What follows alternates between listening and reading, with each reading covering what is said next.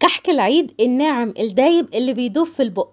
النهاردة هنعمله في 5 دقايق، وهرد على كل الأسئلة اللي ممكن تدور في دماغك، وازاي يطلع معانا دايب وناعم وطعمه حلو ومفرغ من جوه، وكمان الحشوة ما تبقاش ناشفة. وكمان هقولك على سر التسوية المظبوطة، وهقولك كمان على الحفظ بتاعه اللي هيقعد عندك أكتر من شهر مش هيحصل له حاجة. بس هقولك على حاجة كمان، هو مش هيكمل يومين وهتلاقيه خلص بسم الله ما شاء الله من حلاوته. يلا بينا نبدأ على طول ونشوف. عملنا من كيلو كحك، عملنا من كيلو دقيق، عملنا كمية كبيرة جدا من الكحك. بسم الله ما شاء الله، كمية مناسبة جدا، تقدري تضاعفي الكمية لو انت حابة. يلا نبدأ ونسمي الله ونصلي على الرسول عليه أفضل الصلاة والسلام. أول حاجة علشان خاطر تحصلي على كحكاية تكون حلوة وكمان طعمها حلو في البق والنتيجة بتاعتها تكون مضمونة 100%، لازم تستخدمي دقيق يكون بتاع كحك والبسكويت. ما ينفعش اي دقيق كده تستخدميه وخلاص، لازم يكون مكتوب عليه. حتى لو معرفتيش تحصلي على دقيق الكحك والبسكوت، ممكن تجيبي الدقيق مكتوب عليه جميع الاغراض. تمام كده؟ تمام. طبعا انا هنا معايا كيلو دقيق وعايرته بالكوبايه عشان اقولك برضو الكوبايه هتاخد معاكي قد ايه. طلعوا معايا 8 كوبايات من الدقيق، بس الكوبايه انا بعبي منها من الطبق مش بحط بالمعلقه. لو حطيتي بالمعلقه هتختلف الكميه بتاعه الكوبايات في النهايه. حطيت كيلو دقيق في البوله، وبدات اللي انا احط عليه معلقتين من السمسم، سمسم محمص. وهنا علشان خاطر مش متوفر عندي سمنه بلدي، فهستخدم اسانسل سمنه البلدي، بيدي ريحه وطعم زي السمنه البلدي بالظبط. حطيت منه حوالي 10 نقط، وبعد كده حطيت معلقه كبيره من ريحه الكحك، وهنا حطيت رشة بسيطة كده من الملح، وهحط 3 معالق من السكر البودر، وتقدري تستبدلي ال3 معالق بمعلقتين من السكر العادي. بعد كده هحضر معايا بقى الخلطة اللي احنا او السوائل اللي احنا هنستخدمها. كيلو الدقيق بياخد كوباية من المية، بس انا هنا مش هحط كوباية مية بس، انا هحط نص مية ونص لبن. طب اللبن بينشف او المية بتنشف؟ بصي سيبك من اي حد يقولك اي حاجة ليها علاقة بالحاجات ديت. انا هقولك ايه اللي بينشف الكحكاية دلوقتي، وهقولك كمان لو الكحكاية شققت منك هنحلها ازاي.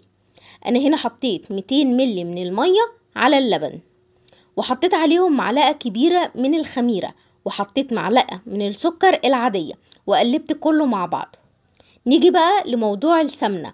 ينفع استخدم زيت؟ لا ما ينفعش. طب ينفع استخدم زبدة؟ لا ما ينفعش برضو. الزبدة هتنشف معاكي الكحكاية. مستحب اللي انت تستخدمي سمنة، سواء سمنة بلدي او سمنة عادي بتاعة العلب زي اللي انا مستخدميها كده. الكمية اللي معايا ديت نص كيلو، هاخد الكمية ديت وارفعها على النار لحد ما تدوب معايا. اوعي تغلي معاكي على النار، ولو غليت او قدحت استني لحد ما تبرد خالص. انا هنا قلبت كل المواد الجافة مع بعضيها. تعالي نعاير بقى السمنة بعد ما ساحت معانا على النار بالكوباية عشان تبقي واخدة بالك من كل حاجة. انا هنا سيحتها بس. طبعا كيلو دقيق يعني 8 كوبايات. السمنة بقى طلعت معايا قد ايه؟ يعني نص كيلو السمنة طلع معايا. اول كوباية حطيتها معاكي، الكوباية التانية، بعد كده الكوباية التالتة ناقصة حتة صغيرة جدا هوريها لك دلوقتي. يعني ممكن نقول كده، ممكن يبقى ناقصة معلقة بسيطة بس كده. ده كده نص كيلو السمنة. هفضل بقى في المرحلة ديت انا مركبة هنا في العجان الكف. الكف يعني معناها اللي انت تبسي العجينة كويس. عشان تحصلي على حكاية حلوة وطعمها حلو وبتدوب في البق، لازم تبسي العجينة كويس جدا. هوريكي دلوقتي على ايديا ازاي بعملها. كمان علشان خاطر زمان كانوا بيقدحوا السمنة عشان كانوا بيعملوا بكميات كبيرة جدا، يعني مفيش داعي اللي انت تقدحي السمنة على النار وتعملي بنفس الطريقة بتاعت زمان. زمان كانوا بيعملوا اكتر من 10 كيلو فبيقعد عندهم بالشهور، فبيحافظوا عليه بسبب اللي هم بيقدحوا السمنة. لكن احنا بنعمل ايه؟ كيلو، 2 كيلو، 3 كيلو، مش هيكملوا معانا الفترة الطويلة اللي هم كانوا بيقعدوا بيها الكحك والبسكوت لحد العيد الكبير. فعشان كده مش محتاجة خالص اللي انتي تقدحي السمنة على النار. هنا في المرحلة ديت بقى محتاجة اللي انا ابس بايديا، بس انا كنت المفروض اكمل بالعجان، بس انا هوريكي دلوقتي الطريقة ازاي علشان خاطر لو مش متوفر عندك عجان.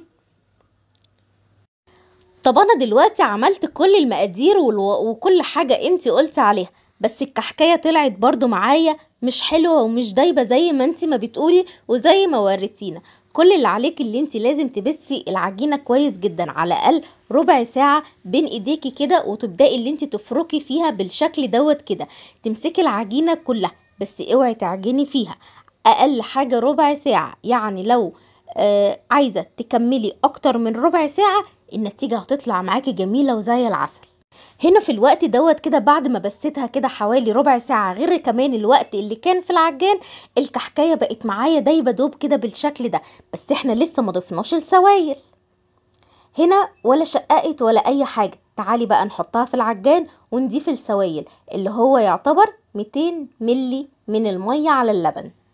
200 ملي يعني المج الشاي العادي اللي انا عايرت بيه السمنة من شوية. المج دوت موجود في كل البيوت. هنا بقى انا ضفت السوائل كلها وبدأت اللي انا اشغل العجان في المرحلة ديت كده.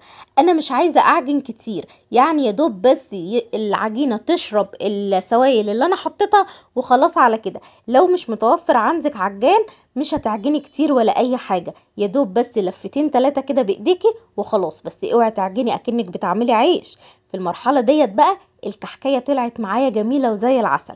طيب نفترض في الوقت دوت انت جيتي برمتي كده العجينه على ايديكي ولقيتيها شققت معاكي، او لقيتي العجينه ناشفه معاكي شويه وصعبه كده اللي انت تشكليها، في الوقت دوت انت هتضيفي لبن او ميه. اوعي تعملي كده.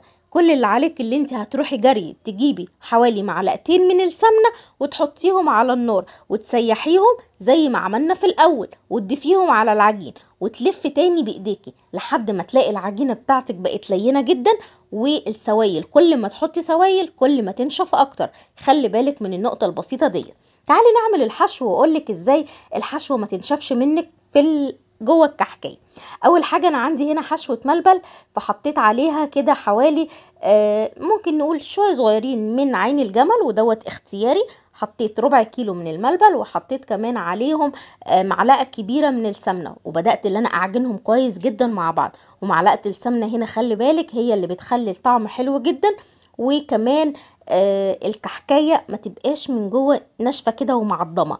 وكمان هقولك كمان على سر التسويه اللي تخلي الكحكايه بتاعتك الحشوه بتاعتها ما تنشفش. انا هنا بدات اللي انا اخد كده كرات صغيره من الملبن او من الحشوه علشان خاطر اشوف كل الكميه قد بعضيها، لاني عايزه الكحك كله قد بعضه زي اللي بنجيبه من بره على المسطره بالظبط. فهنا بعمل الحشوه تقريبا كده 5 جرام، مش عايزه اكتر من كده. لو زودت هتبقى 7 جرام، حلوه جدا مناسبه جدا لكميه الحشوه او لشكل الكحكايه اللي انا هعملها في النهايه. تعالي نشوف بقى كده بعد ما سبت الكحك بتاعي دوت يرتاح شوية. اولا هو ما بيخمرش تمام كده. انا سبته كده عقبال ما شكلت معايا الحشوة، وبدأت بقى هنا اللي انا اوزنه علشان خاطر اعمل الكمية كلها قد بعضيها. بعمل الكحكاية تقريبا من 20 ل22 على حسب، ممكن تطلع 21 20 19 يعني مش كتير قوي، 22 بكبرها قوي. وطبعا مع الاستمرار هتلاقي ايديكي مزين. خلصت الكمية كلها وهبدأ اللي انا اجيب المنقاش عشان اعمل بقى الاشكال بتاعتي. طبعا اشكال عادية جدا. ارجعي بقى بالذكريات كده لورا وافتكري النقاشات اللي انت كنت بتعمليها وانت صغيرة مع مامتك في البيت. طبعا هنزل لكم فيديو منفصل تماما بكل النقاشات اللي انا عملتها علشان خاطر لو انت حابة تجربي النقاشات مختلفة ويبقى الشكل حلو الموضوع هيبقى جنين. يلا نلم العيال بقى واقعدي كده وكل واحد ياخد بقى منقاش كده ويقعد يعمل. تقدري تعملي كمان بالبصامة زي ما انا هعمل دلوقتي. هعمل الكمية كلها وهقولك بعد كده نعمل ايه تاني. بالنسبة للتسوية، التسوية بتاعة الكحكاية السادة ليها تسوية معينة، والكحكاية المحشية برضو ليها تسوية معينة. الكحكاية السادة بتدخل على فرن 160، اما الكحكاية اللي هي محشية بتبقى على 180 علشان خاطر الفرن يكون عالي شوية، وكمان يتستوي بسرعة لان هي اصلا بتبقى من جوه مفرغة، فبتبقى الحشوة هي اللي بتبقى بتاخد وقت شوية. فعلشان خاطر عشان الحشوة ما تنشفش فلازم تسويها على درجة حرارة عالية شوية. هقولك دلوقتي، بس خلينا دلوقتي نشوف طيب اللي احنا بنعمله. هنا بقى طبعا ببرمها كده، وببدأ اللي انا افتح لها او اعملها تجويف علشان خاطر احط الحشوة جواها، وابدأ تاني الفها كده على ايديا بالراحة واروح حطها في الصينية.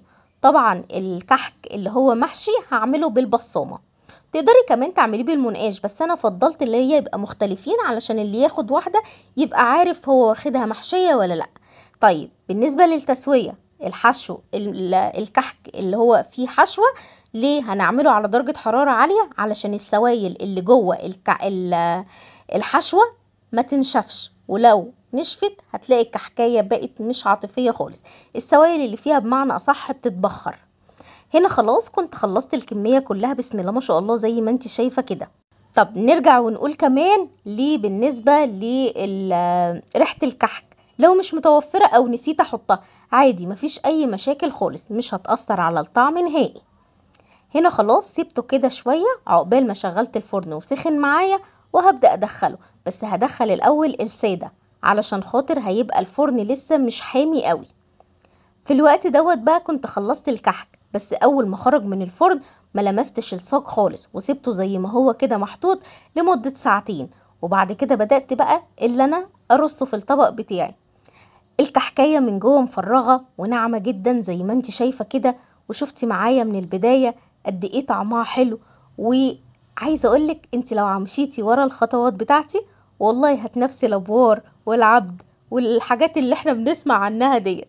الطعم حكاية والريحة جبار. بس كده خلاص تقدري تحتفظيه في علبة، ومستحب تكون علبة صاج علشان خاطر تقدري اللي انت يقعد معاكي فترة طويلة. لو مش متوفرة يبقى علبة بلاستيك، بس اللي ياخد واحدة يقفل الغطا كويس جدا. بس كده، دي بقى المحشية، تعالي نفتحها مع بعض ونشوف شكلها من جوه. هنا كده كان شكلها حلو جدا، متفرغة من جوه، الحشوة مظبوطة، الكمية مناسبة، الطعم حلو قوي، كل حاجة قلتها مظبوطة. لو مشيتي ورا الخطوات اللي قلتلك عليها هتطلعي كحكاية طعمها حلو جدا، وكل اللي هيدوقها هيفتكر اللي انت جايباها من بره. بحبكم في الله، سلام.